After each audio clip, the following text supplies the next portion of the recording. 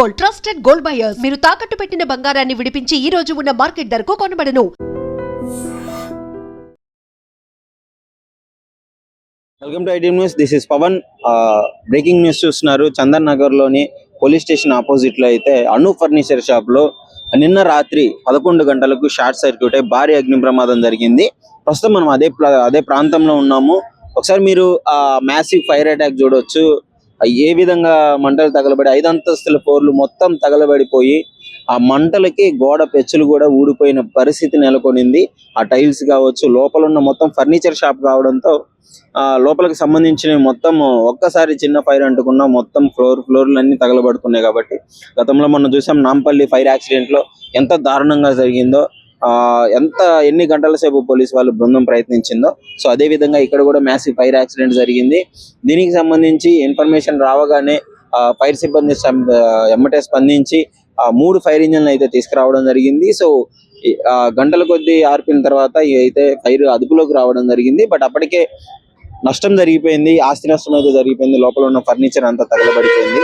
మీరు క్లియర్ గా చూడవచ్చు. ఒకసారి ముందుకెళ్ళి ఏ విధంగా ఫైర్ యాక్సిడెంట్ అయిందనేది క్లియర్ గా కనిపిస్తుంది.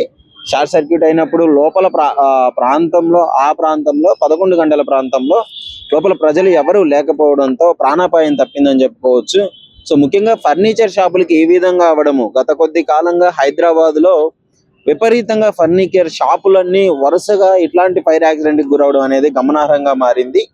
గతంలో నాంపల్లిలో చూసుకున్నా గానీ, ఉన్న బాచ్పల్లిలో చూసుకున్నా గానీ 25 షాపులు మొత్తం తగలబడిపోయాయి. అదే విధంగా ఇప్పుడు చందానగర్ లో, మియాపూర్లోని చందానగర్ లో ఈ విధంగా వరుసగా ఫైర్ యాక్సిడెంట్లు అవ్వడం అనేది ఆ ఫర్నిచర్ షాప్ వాళ్ళకు కూడా కొంచెం భయాందోళనకు గురి చేసే సంఘటనలు అయితే తెలుస్తుంది. మరి దీనికి కారణాలు ఏంటి, ముఖ్యంగా దీనికి సంబంధించి వీళ్ళు సేఫ్టీ ప్రికాషన్స్ ఏమన్నా సరిగ్గా పాటించట్లేదా, లేదు అనుకోకుండా జరుగుతుంది, మరి ఇదేమన్నా ఫర్నిచర్ షాప్స్ అన్నిటికీ ఈ విధంగా మరి ఎందుకు అంటుకుంటుంది అనేది తెలియాల్సి ఉంది.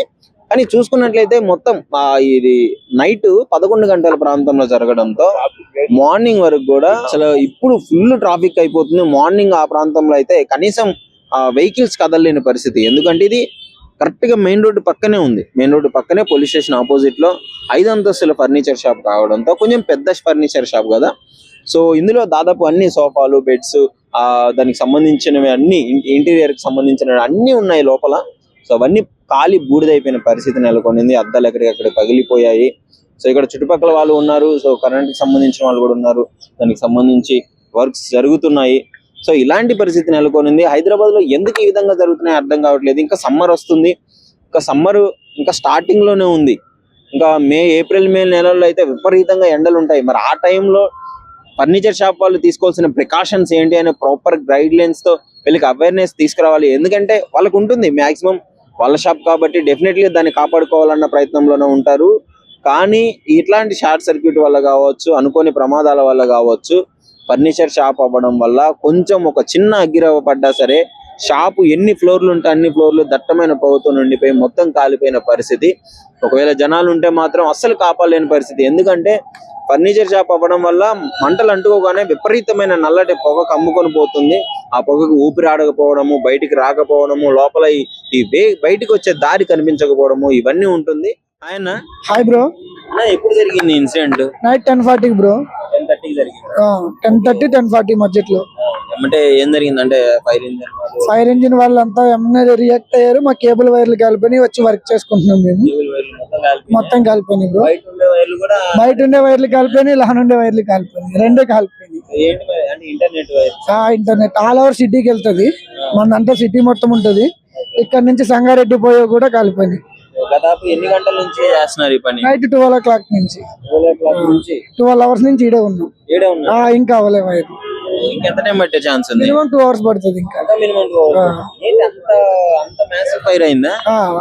చూసారా? అంటే ఫైర్ మార్నింగ్ నైట్ నుంచి ఈడే ఉన్నాం. చూసాం. ఫైర్ ఇంజిన్స్ రాలేదా? వచ్చినాయి బ్రో, ఎమ్మటనే వచ్చినాయి. 11 o'clock కల్లా ఫైర్ ఇంజిన్లు వచ్చినాయి. దీనికి కూడా అంటుకునే ఛాన్స్ ఉంది.